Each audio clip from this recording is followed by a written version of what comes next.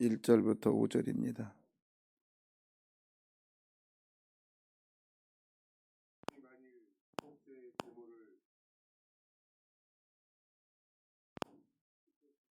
암컷이나 흠 없는 것으로 여호와 앞에 드릴지니 그 예물의 머리에 안수하고 회막문 앞에서 잡을 것이요 아론의 자손 제사장들은 그 피를 제단 사방에 뿌릴 것이며 그는 또 그 화목제의 제물 중에서 여호와께 화제를 드릴지니 곧 내장에 덮인 기름과 내장에 붙은 모든 기름과 그 콩팥과 그 위에 기름 곧 허리 쪽에 있는 것과 간에 덮인 거풀을 콩팥과 함께 떼어낼 것이요 아론의 자손은 그것을 제단 위에 불 위에 있는 나무 위에 번제물 위에서 살을 찌니 이는 화제라 여호와께 향기로운 냄새라.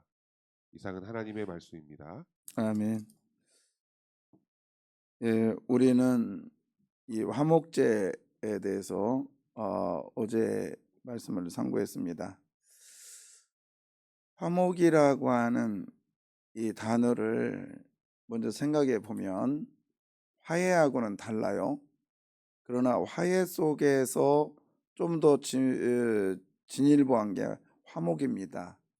그러면 화목이라고 하는 단어, 화해라고 하는 단어에서부터 출발하면 생각해 보세요. 좋은 관계가 있다고 하면 그건 화해하다는 단어가 필요가 없죠. 원래 좋으니까. 그러면 이런 거죠. 좋았다가 뭔가에 의해서 좀 불편해요. 그러다가 시간이 지나면서 서로 화해하고 좋은 관계로 이루어지는 것을 화목이라고 합니다. 제가 이거는 어제 다루진 않았는데요.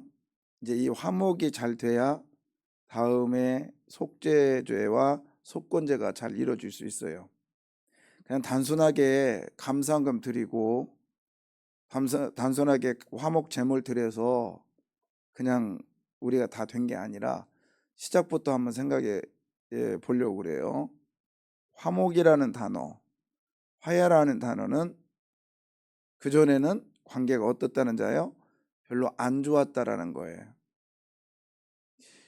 그것을 성경에 연결해 보면 맞아요.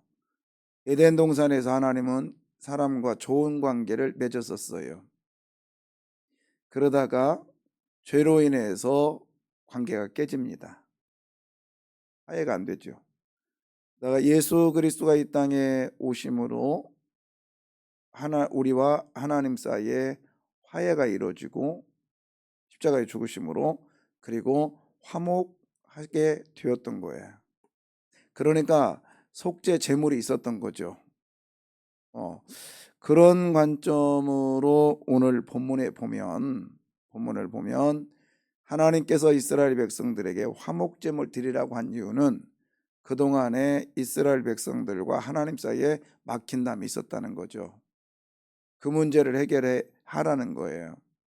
자, 골로새서 1장 21절과 22절 어제 잠깐 거론을 했는데 골로새서 1장 21절과 22절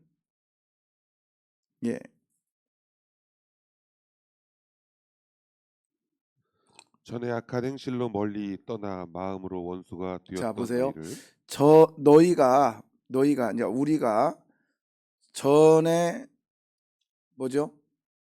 악한 행실로 인해서 멀리 떠나 있어서 우리는 서로 뭐가 됐어요? 마음으로 원수. 그러니까 하나님과 우리 사이에 원수 되었다는 거예요. 그러니까는 그 전에는 괜찮았는데 켜져봐요. 그 전에는 괜찮았는데 죄로 인해서 우리가 원수 되었습니다. 22절. 이제는 그의 육체의 죽음으로 말미암아 누구죠? 그렇죠. 예수님의 죽음으로 말미암아 우리가 뭐하게 되었다? 화목하게 되었어요. 그래서 이제 우리는 하나님 앞에 거룩하고 흠없고 책망할 것이 없는 자로 그 앞에 세고자 했다. 그러니까 예수님께서 화목제물 되신 것은 하나님과 우리 사이에 좋은 관계 주시기 위해서 그랬다는 거예요.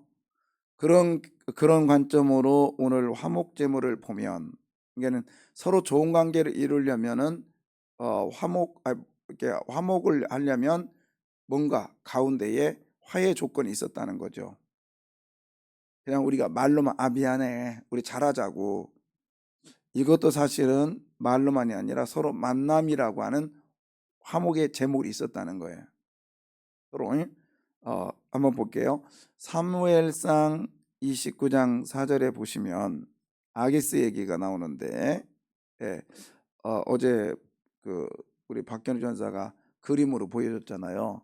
근데 거기에 이제 이스라엘 골짜기에서 조금 이따 들어줄래요? 이스라엘 골짜기에 이제 거기에서 전쟁을 블레셋 사람들과 사울과 이제 싸움을 하는데 이제 그 왕이 야, 다윗 데리고 가자. 내가 다윗을 지금까지 지켜보니까 얘 괜찮더라. 그리고 얘 우리한테 전향을 했기 때문에 뭐 괜찮아. 그랬더니 블레셋의 신하들이 하는 얘기예요. 데려가면 안 됩니다. 데려가면 안 됩니다. 얘가요, 어떻게 사울과 화목하려고 하는가 보십시오. 그러면서 29장 4절에 이렇게 말을 해요.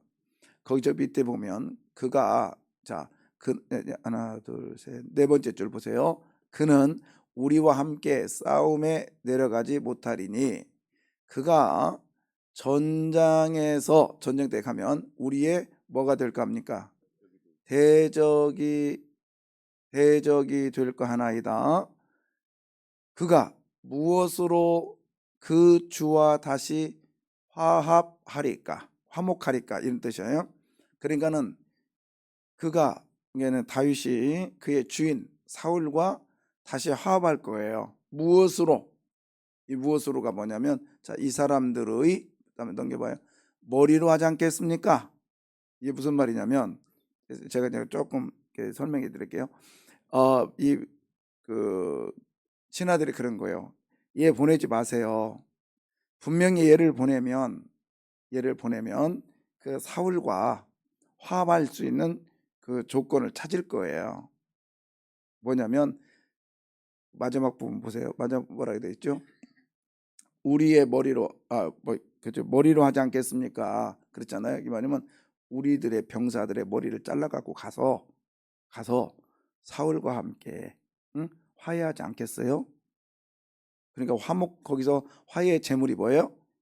우리들의 머리라는 거예요. 머리. 그랬다라는 거예요. 그래서 이제 여기서 말하고 싶은 게 뭐냐면, 화목하기 위해서는 뭔가 물건이 필요한 거야.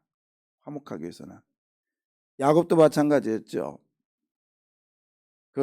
바다나란에서 내려와서 예서를 만날 때 어떻게 해요? 화목하기 위해서 뭐를 줘요? 먼저 한 때, 두 때, 세 때를 보냅니다. 화목 제물이에요. 그러니까 화목하기 위해서는 뭔가 희생 제물이 필요했다라는 거예요. 그것이 구약의 바탕이고 신약에서 생각하는 바울의 이야기도 되고 신약 전체도 그래요.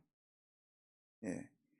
그것을 지금 오늘 레위기서 3장 화목제물, 다시 말해서 우리와 하나님 사이에 온전하지 못했던 것들을 제물을 통해서 하나님과 서로 화해가 되는 이런 모습을 보여주는데, 이것을 결론적으로 말하자면 신약에서는 예수 그리스도가 화목제물 되셨어요. 그래서 엄밀히 보면 학자들마다 속죄의 화목제물이 되었다라는 로마서 내용이나 갈라디아서 내용 가지고, 그 다음에 야고보서 내용 가지고 자꾸 변론을 해요. 속죄제물이 아니라 이건 화목제물이야 얘기는 하는데, 화목제물 되기 위해서는 속죄제물도 필요하고 속죄제물이 되기 위해서는 화목제물이 필요합니다. 그러니까 그 제물의 요건은 예수 그리스도. 그리고 이제 오늘 화목제물에 대해서 우리가 어제 보았잖아요. 무엇보다도 화목제물의 내가 하나님 앞에 그러니까 감사제하고 다르다겠잖아요. 샬람임은. 그래서 이 감사제는 코르반토다. 코르반토다고 이 화목제물은 이 화목이라고 하는 이 화목제물은 샬람임. 그래서 이 샬롬을 얘기한다고 했잖아요.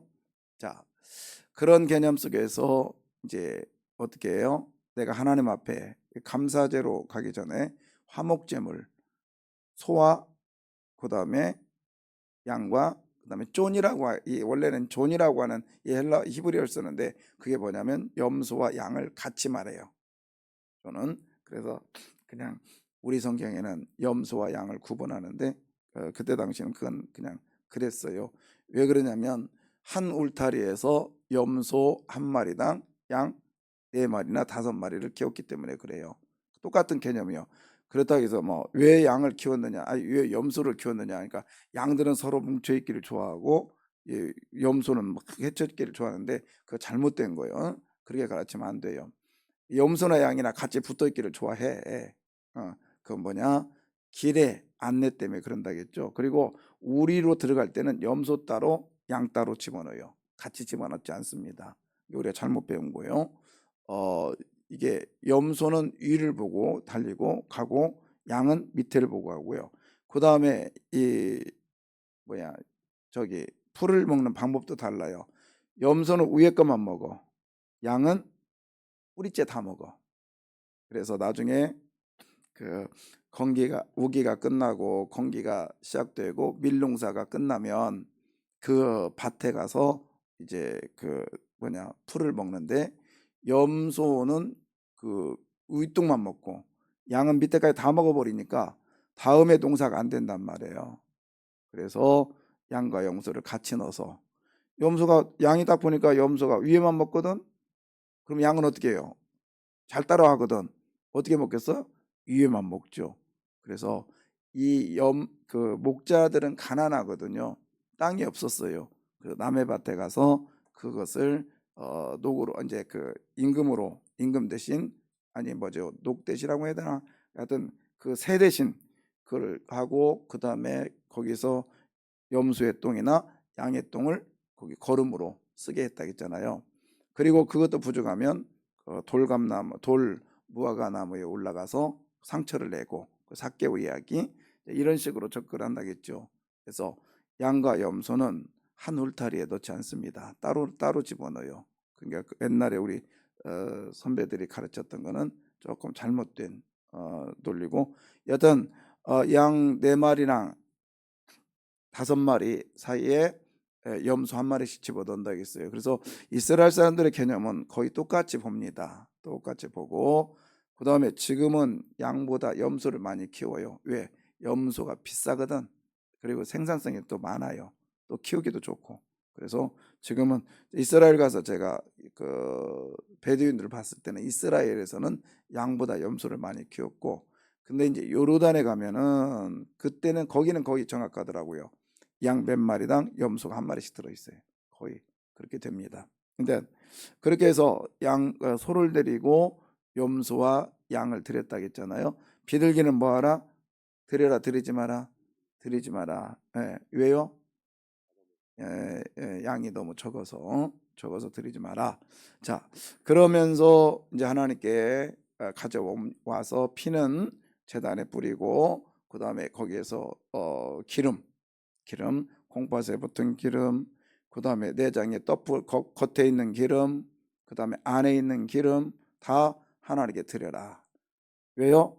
기름이란 뜻이 뭐라겠죠? 거룩하다. 붕 뜨니까 거룩하다. 그 다음에 또 기름이라는 의미가 뭐라겠죠? 풍만하다, 풍요롭다. 그래서 그 제사장들은 뚱뚱하다겠잖아요. 하나님은 막 그냥 빼 마르신 분이 아니라 어떤 분? 풍요로우신 분. 그래서 기름을 많이 있는 사람은 풍요롭다. 그래서 북한 같은 경우는 그 김정은이가 처음에 그런 사람이 아니었어요. 엄청 먹게 돼가지고 그게 일부러 살을 찌운 거거든. 옛날에 그 김일성이 닮게 하려고 일부러 한 거란 말이에요.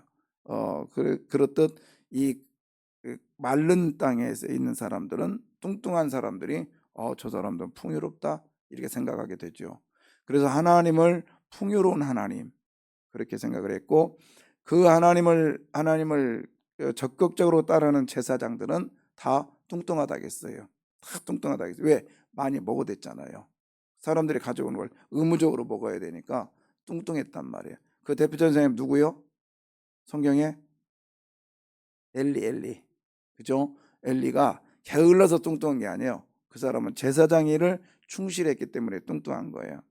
그리고 엘리 제사장들의 아들이 홈리아 비냐스가 그 재물을 다 갈고리로 긁어서 먹었다 했잖아요. 그런데 거기서 보면 우리가 알아야 될 건 뭐냐면 비슷한 예배를 드리는 거예요. 우리식으로 말하면 뭐냐면 그들이 그렇게 했다고 해서 백성들이 아니면 누가 와가지고 엘리 제사장한테 당신들의 아들들이요 뭐 이러면 안 돼요 그러면서 막 일어나고 대충 그러니까 엘리도 그러지 마라 그랬지. 그게 절대로 안 된다고 사람들이 반대하지 않았어요. 왜? 살며시 살짝 비슷하게 했기 때문에 그런 거예요. 우리가 예배 드릴 때 정말 신령과 진정으로 예배를 드려야 됩니다. 하나님 앞에 제물을 드릴 때 피를 받아서 먼저 피를 받는 거예요. 다른 게 아니라 제물을 도살할 때 먼저 피를 받는 거예요. 피가 뭐예요? 생명이잖아요. 생명. 응? 그리고 그 다음에 생명을 먼저 바치고 그 다음 뭐죠? 도살을 하고 나서 가죽을 벗기고 그 다음에 그 앞에 있는 그 안에 들어있는 기름을 다 제거한다. 하나님 앞에 최고의 것을 드리려고 끝까지 가야 된다는 거예요. 그냥 나와서 예배 드린다고 앉아가지고요. 난 어제 깜짝 놀랐어요. 응? 아니 예배 드리러 오는 사람들이 말이요. 특별히 우리 연합 예배 드릴 때 입구에서 애들한테 먹을 걸 먼저 준다는 거예요. 그러니까 애들이 앉아가지고 예배 시간에 조용히 시키려고 먹였다는 거예요. 이거 예배 아닙니다. 어떤 사람은 내가 허락했다. 나는 말도 안 되는 소리 툭 하면 나를 파는데 그건 나를 팔지 마. 그런 경우는 여러분 저는 예배 시간에 제가 배운 예배는 그게 아니에요. 원로 목사님 말씀하셨잖아요. 여기가 박윤선 박사는 여기가 떨을 정도로 예배에 집중했다고. 예, 저 물론 3.1밤 예배는 제가 뒤에 앉지만은 제가 모든 예배 본당에서는 제가 뒤에 앉습니까? 앞에 앉습니까? 예? 저 뒤에 안 앉아요. 부목사 때도 뒤에 안 앉았었어요. 응? 어쩔 수 없이 상황에 따라서 그렇게 안 앉았지만은 원로 목사님이 꼭 목회자는 예배에 먼저 성공해야 그 다음 일이 되는 거예요. 응? 애들한테 간식을 예배 시간에 떠들까 봐서 줬다는 거예요. 심지어 어떤 엄마들은 뭐 게임하라고 시끄럽게 하니까 게임하라고 태블릿을 줬다? 이거 안 됩니다. 앞으로 난 이거 3개 4개 부서가 그냥 일제히 약속을 해가지고 그렇게 했다는데 말도 안 되는 소리. 예배에 성공하지 못하는 교회는요 아무리 숫자가 많이 모여도 소용없어요.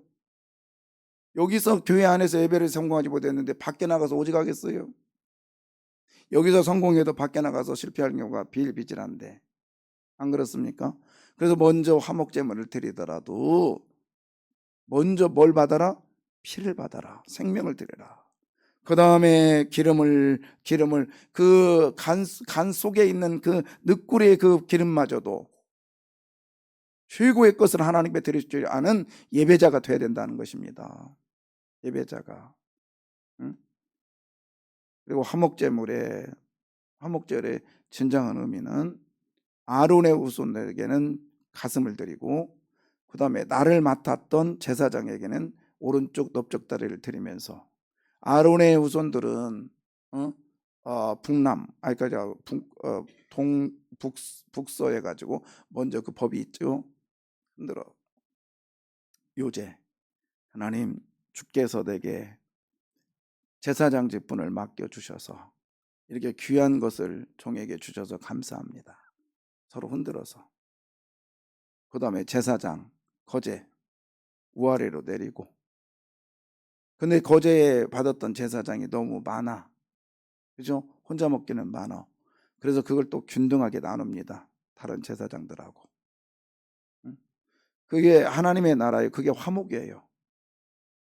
그래서 우리 또한 은혜 받으면, 말씀의 은혜 받으면 진짜 화목하게 원한다면 그 은혜를 나누시기를 바라요. 은혜를 나누십시오. 그래야 그 말씀이 여러분의 것이 되고 또 그 사람의 것이 되는 거예요. 예, 우리는 기억하셔야 돼요. 하나님이 원하시는 샬롬, 제가 말했잖아요. 구약의 샬롬은 끝이다. 이제 끝남으로 끝이었기 때문에 죽음이 샬롬이었어요. 그러나 신약에 오면서 예수님께서 뭐라고요? 내가 주는 평안은, 예수님이 가진 에이레네는, 부활 후에 예수님께서 제자들에게 가서 첫 번째 뭐라고요? 숨을 내쉬면서 성령을 받으라 말하면서 평안이 있을지어다. 예수님의 평안은 계속되는 것을 믿으십시오. 끝까지 가는 거예요. 그래서 우리가 예배에, 화목의 예배는 교회 안에서만이 화목이 아니라 삶의 현장에서도 화목돼야 되고 여러분 가정에서도 화목돼야 됩니다. 모든 게 화목돼야 돼요. 그러려면 화목은 그냥 오지 않아요. 예수님이 십자가에 못 박혀 죽어서 화목제물 드렸듯이, 오늘 소나 양이나 염소가 화목제물 드렸듯이 저와 여러분이 화목제물 되어야 됩니다. 그래야 화목할 수밖에 없어요. 그래야 샬롬이 이룰 수밖에 없어요. 자, 그래서 하나님 아버지, 우리가 하나님 아버지라고 부르는 이유는 뭐예요? 하나님이 능력자요, 권능자요, 하나님이 다 가졌습니다 라고 하는 그런 의미도 되고요. 아버지라는 뜻이 뭐예요? 나는 하나님의 자녀라는 뜻이죠. 그 뜻이 뭐예요? 나는 누구 닮아가겠다고? 아빠 닮아갈게요. 그게 아버지라는 뜻이라겠죠. 그래서 하나님 아버지, 이 말은 내가 당신 닮겠습니다. 내가 당신 흉내 낼게요. 그게 뭐죠? 의인이란 뜻이라겠지요. 의인은 뭐요? 하나님 흉내 내는 것. 그러려면 우리는 에무나 해야 된다고. 다 연결이 돼요. 에무나가 뭐요? 믿음 가져야 된다고. 그럼 에무나가 다시 말해서 믿음이 뭐요? 딱 달라붙는 것이 에무나라겠잖아요. 그것이 또 어디에 되냐? 아하바, 즉 사랑과 연결이 돼요. 그래서 우리가 이웃을 용서하고 사랑하는 거, 용서하고 내 이웃을 내 몸같이 사랑하라. 이 말은 네 이웃과 함께 있어라. 화해하라는 거예요. 화목하라는 거예요. 그러려면 내가 먼저 화목제물 돼야 됩니다. 아멘요. 그래서 오늘도 우리가요, 내 생명을 내놓읍시다. 힘들지만, 그리고 최고의 것을, 기름을 하나님께 드리고 또 제사장에게 가슴 드리고, 아론의 제사는 그 다음에 나를 맡았던 제사장에게 뒤덮적 다리 오른쪽 드리고, 나머지 들쳐베고 집에 와서 누구랑 같이 먹어요? 먼저는 식구들과 같이 먹고 그 다음에 이웃과 같이 먹어서 감사제는 그날 끝내야 되고 화목제는 최하 3일 후에까지는 가면 안 된다. 그러려면 누구까지 사랑해야 돼요? 원수까지 뭐하라? 사랑하라. 이 사랑하라 단어가 같이 있어라는 뜻이라겠죠. 히브리적 개념은 같이 있는 것.